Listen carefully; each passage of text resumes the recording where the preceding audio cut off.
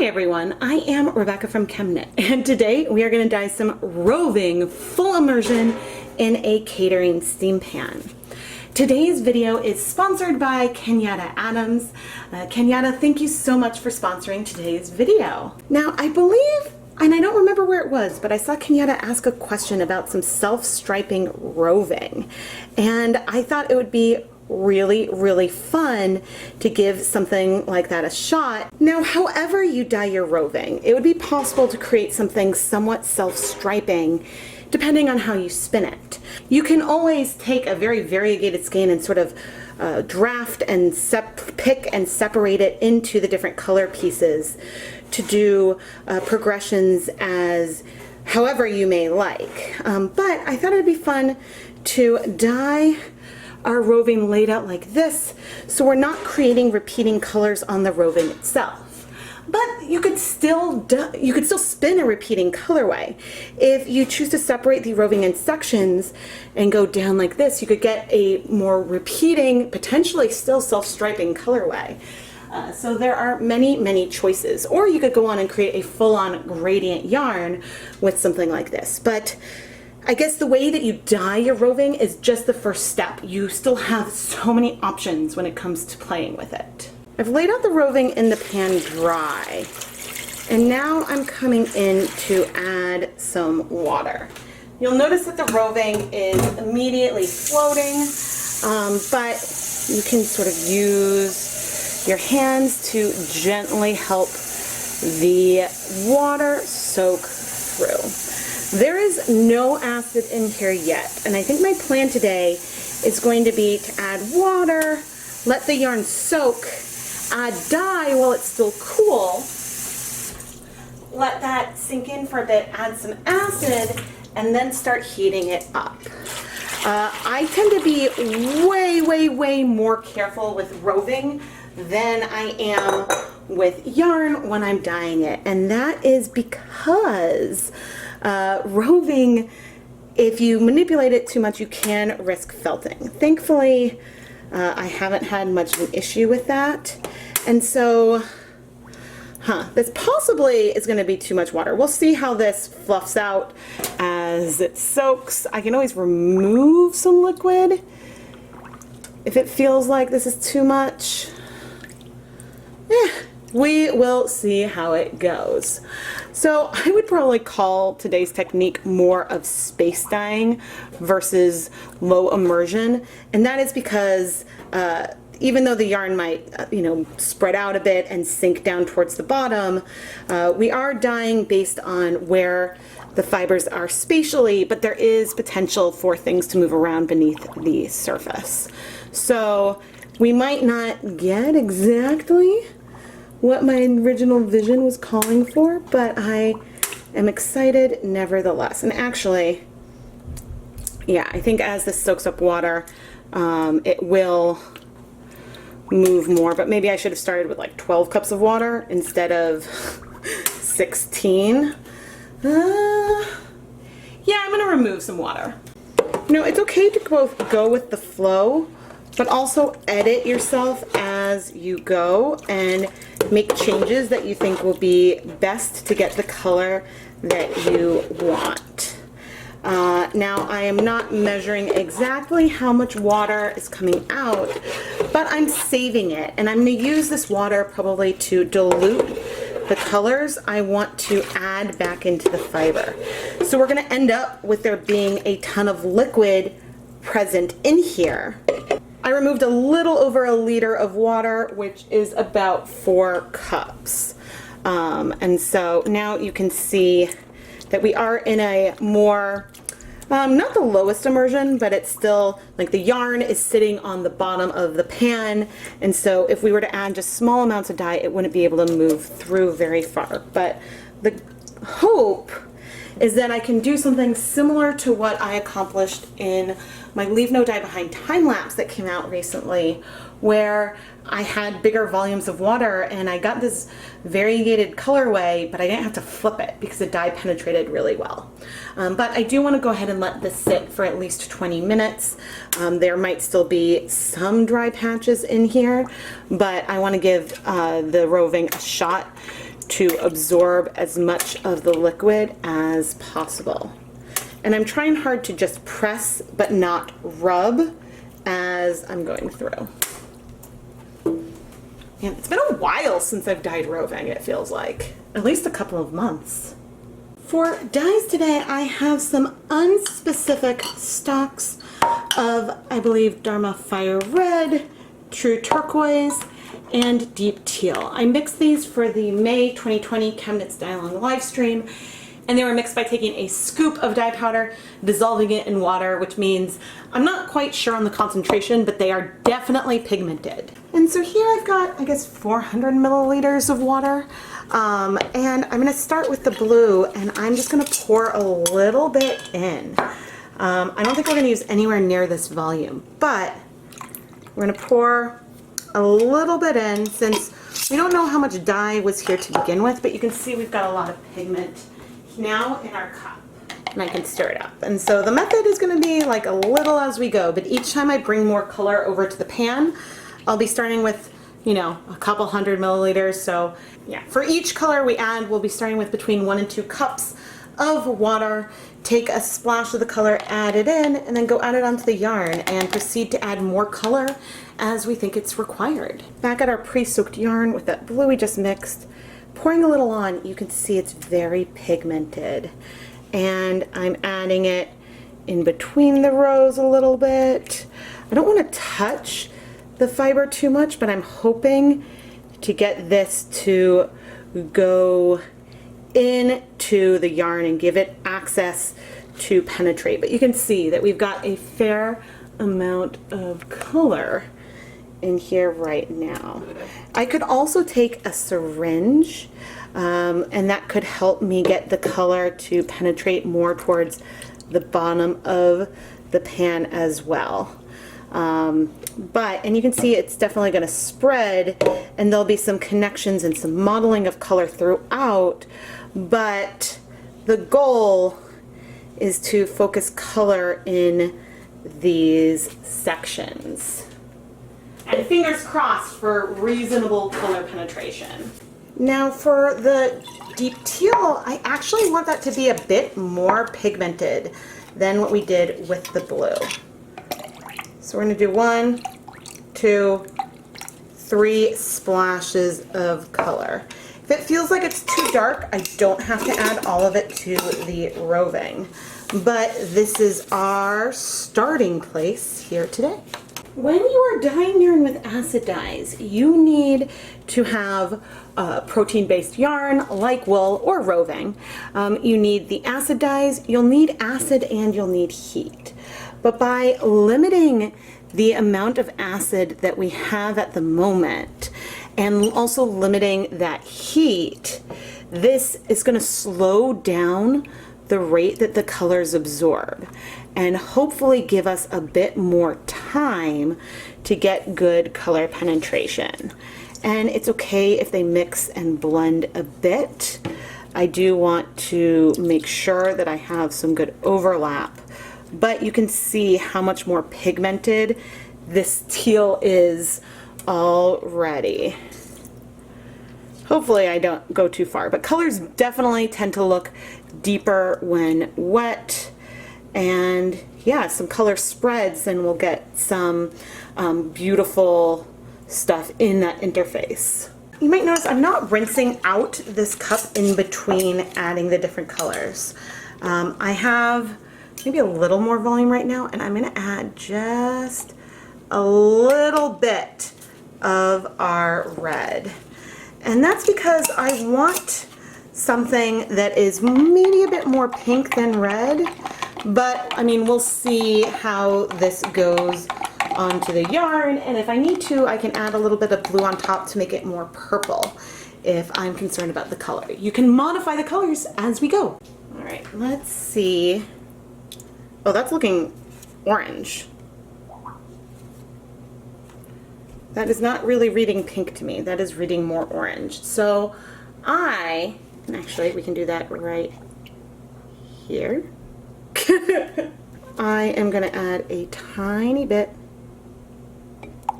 of some blue in here. to shift where this color is going. And let's see. Is that brown? That's not what I wanted. Hold on.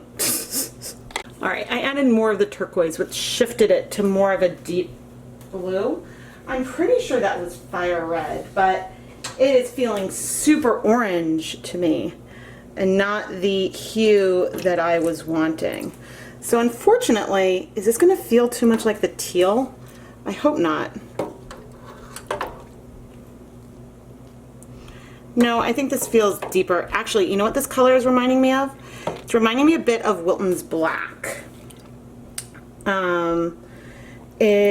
Except just like because it's not actually black, it's more just like blue. It's almost like an oceany green kind of color. But I'm perplexed. I am perplexed. I mean, it was red, right? It was a red. Oh dear. I hope. Oh dear. All right. I still think that this is pretty, and I don't. I hope that that'll show up as less pigmented than a black, but because yet I know that black and gray aren't your favorite colors. But all right, I'm gonna start applying some heat now, and let's also go in with some vinegar. I'm gonna come in and add 1, 2, 3, 4, 5, and 6, 7 tablespoons of vinegar. Oh dear. See, this is where, like, oh wow, look how green that is. Is anyone else really confused? Like, I put in the turquoise and not the teal, right? I am not used to seeing, it really shows how orangey that color was, but we actually are seeing some bits of purple in through that blue, which is pretty. But this one is definitely more of a teal, and this feels more just green. Strange. I really thought that it was going to be purple, but all right. I am going to let this slowly heat up, and as we wait, yeah, I guess it'll slowly heat up. Some of these colors might spread out. I see some things crashing. I see some things modeling.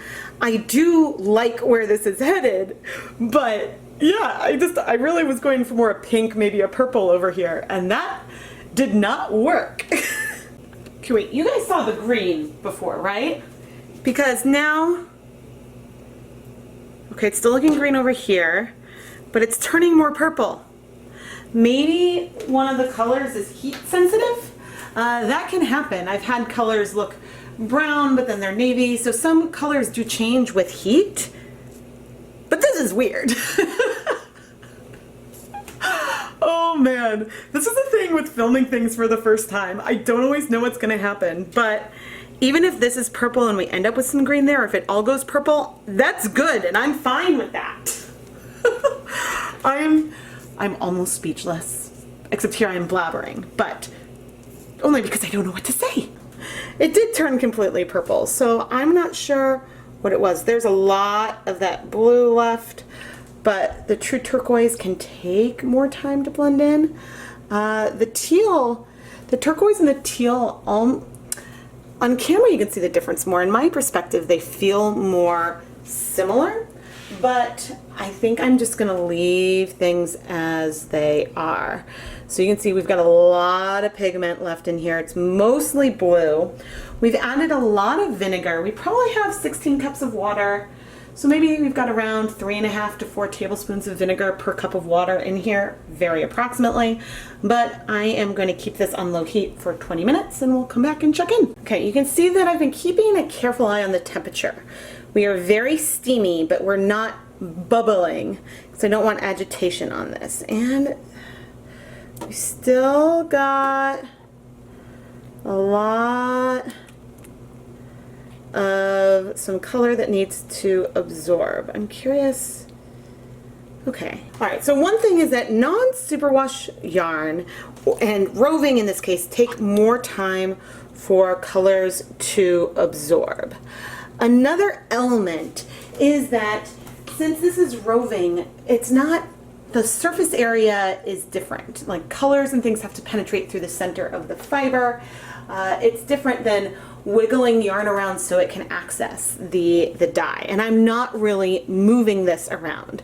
I just added, I don't know, like half a cup or a cupful of vinegar to add more acid to this. And I think I'm gonna leave the heat on for another 20 minutes.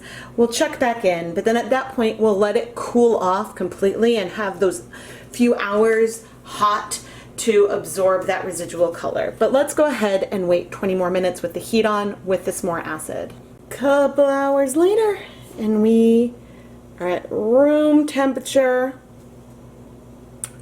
And look at that, the color, oh, nope. It'll be like, woohoo, the colors have cleared. Looks like we've got a little bit, oh, maybe it's just a pocket of something that didn't dissolve yet there. That's not so bad. I'm gently moving it because honestly, sometimes that can help if there's like a little pocket. Okay, but it looks like that there might be a little pocket in our purple that we thought was green at one point, but thankfully is the purple that we wanted. All right, I think, goodness, I might, trying to be really gentle, trying to decide what to do. Because I thought most had cleared, but it's clear. We've just got this nice little pocket, and that by this gently touching it, that can help. I'm actually going to add a little more heat. I thought I was going to wash it, but I'm actually going to heat up this region a tiny bit because I think that there was just that pocket that didn't absorb, and so by heating it, that will allow, since we've got the acid and we moved it a bit, that color should absorb. And so I'll come back later this evening. I'll heat it for just until it starts steaming, and then I'll turn off the heat and let it cool off again. After the yarn had cooled a second time, there was still a little bit of bleeding, so I took a dry skein of KnitPicks Stroll fingering weight yarn and added it as a yarn mop. This yarn is 75% superwash merino, 25% nylon. The goal of the yarn mop is to help soak up the excess color. If you're concerned about overwashing roving and therefore potentially causing felting, by soaking up this excess color with a yarn mop and letting the color go onto another skein of yarn that you can dye more later or leave as it is on its own, is a great way to save on the rinsing of the roving. If you don't have an extra skein of yarn, you could use a color catcher or similar as well to help soak up that color to just let you have less washing later on. I went to go wash the roving, and I was going to wash it and the yarn mop, have the yarn mop in there and be really, really, really careful. And there was still more bleeding. And then I added a splash of vinegar and water and let it sit for a while. And each time I moved it, my yarn mop soaked up all of the color that was left in the water. But then more came out and more came out. And so I made the executive decision that we are going to go heat this some more, but do something a little differently. All right, this is the same dye bath that I just used, and I just had the yarn mop sitting in here on its own, and it soaked up all of that color that was present in here. So I'm now going to go and actually add a lot of water, like a lot of water, and then I'll be right back. All right, we've now got a lot more water, and I'm now going to gently add the roving back into the pan. This time with more water, it should be able to move a bit more freely. And just so you can see some of the color that was in that water. Okay, the water level is now as high as I am comfortable having it, and I'm going to add a nice healthy glug of white vinegar, and we're going to turn it on and slowly heat it up until the pan gets nice and steamy, and then turn off and let it cool completely.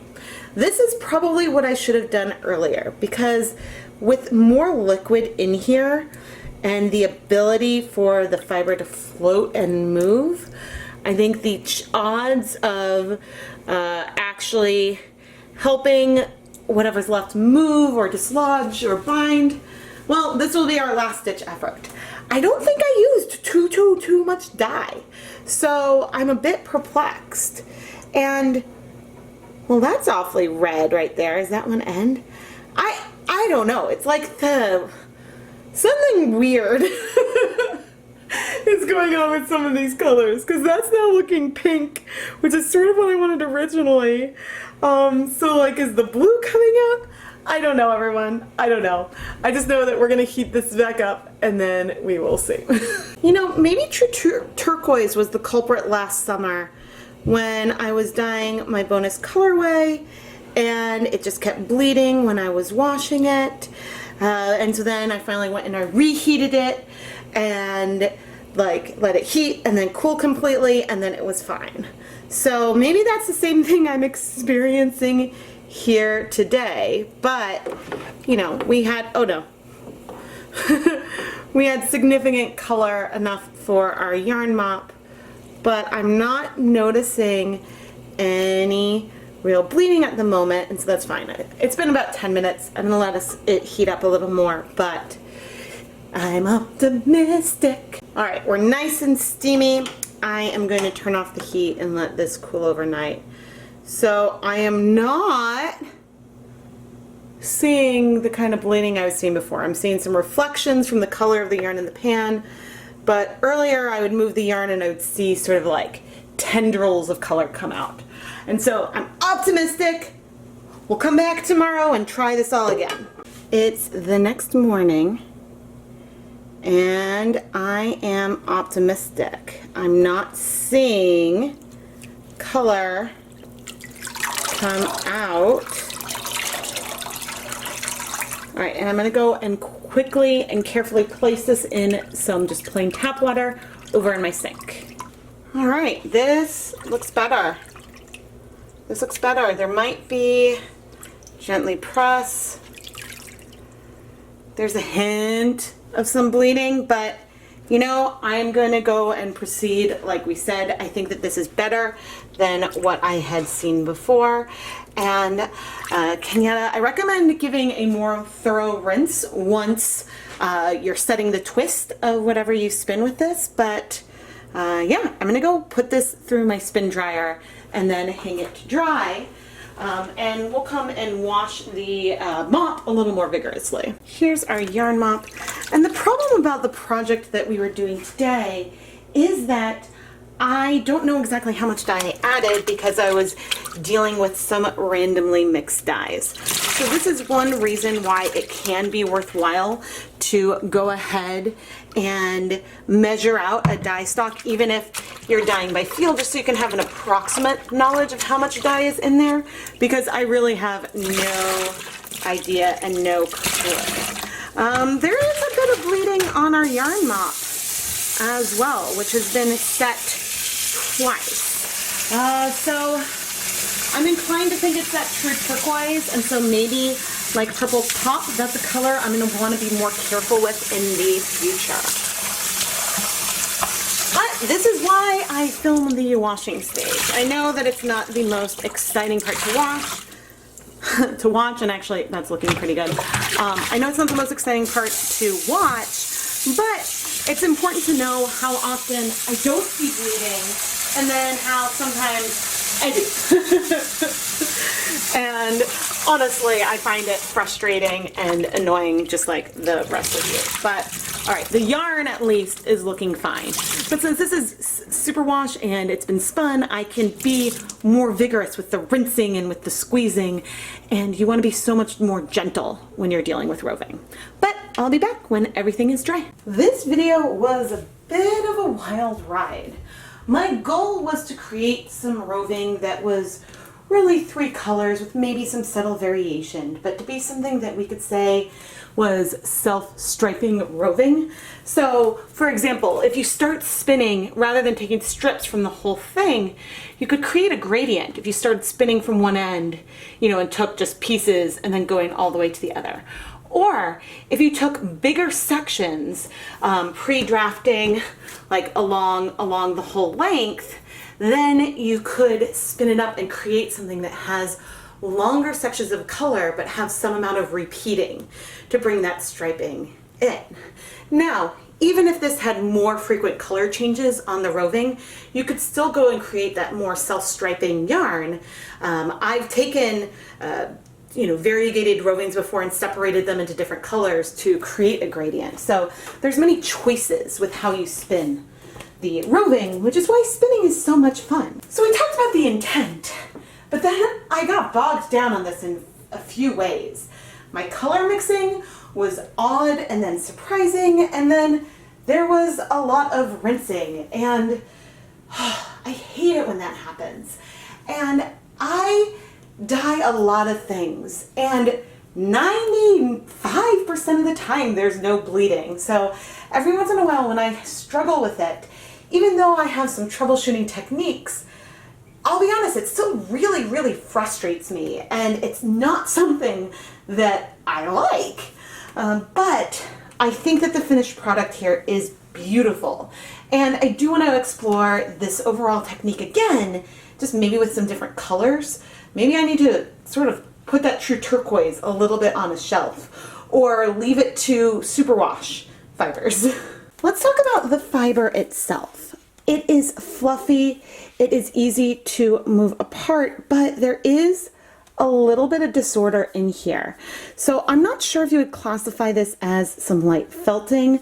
It is usable and spinnable, no question. And if I go to the end, I can draft from it, no problem. So if I compare this to the bare roving, which is a combed top and everything is more ordered going in one direction, then yeah, I might classify this as lightly felted. Not unusable by any stretch, but yeah, I mean, it's not perfect. So we're not in the situation where, like in my video when I was trying to spill and felted roving, that I had to use a lot of effort to try to rip it apart. So it's still spinnable, but yeah, I guess it's lightly felted. And I mean, now I'm just wondering if a lot of roving that I've dyed would be classified as lightly felted. So if you're more of an experienced spinner than me, please weigh in down in the comments. I know that this is not as perfect condition as a lot of the roving that I've dyed. Not that I know if the roving I've dyed is ever in, quote, perfect condition after I've dyed it, but this is a learning process, and I share all these things and these concerns that I have strictly because it's a way for us to learn together, and the only way to get better at something is to keep trying. This yarn mop is lovely, but I mean, I wish that the color was absorbing like I'm used to, but I guess again, I didn't know quite how much dye was present since I had like a randomly mixed stock versus having a 1% stock solution. So I'm not sure, because I didn't see this bleeding happen the last time I had used the same mixed dye, but yeah, this just requires some more thought, and maybe I need to play around with just this color on its own to explore more. Kenyatta, thank you so much for sponsoring today's episode of Dyepot Weekly. I really hope you're able to transform this roving into something wonderful. And if you want to share pictures with me after the fact, I'd love to see them. Whenever I dye roving, I think that there is always some amount of disorder that is introduced into the system compared to the raw, undyed form of that same yarn. So I think that this is, a tiny bit more, but the risk is that washing stage. And so I think that if I was dyeing this for my own use, when I saw the bleeding, at some point I would have stopped and then continued on with that washing after I had spun the yarn. So I hope that that makes sense. Sometimes I go into a project and I'm like, yeah, I know what I'm doing. I know how this is going to turn out with confidence, and Well, I mean, I started with some amount of confidence, but there were a lot of things that were sort of thrown at me that I can't really explain. And, well, that happens. And as I said, the best way to improve is to make mistakes. Because through making mistakes, that's how we learn, and that's how we grow, and that's how we improve. If you enjoy my willingness to share all the things I don't know here on YouTube, and I promise there are some successes and there are some things I do know, please subscribe to the ChemKnits Tutorials YouTube channel. I release videos at least 2 times a week on Tuesday and Friday mornings, and we have live streams and other fun stuff along the way, so while you're at it, turn on your notifications. I do have an Etsy shop that is filled with hand-dyed yarn featured in my videos, and that's really worth checking out. I'll have a link in the video description and in the iCard, which is on the top right-hand corner of your screen. Kenyatta, thank you again for sponsoring this episode, and to everyone watching, thank you so much for watching.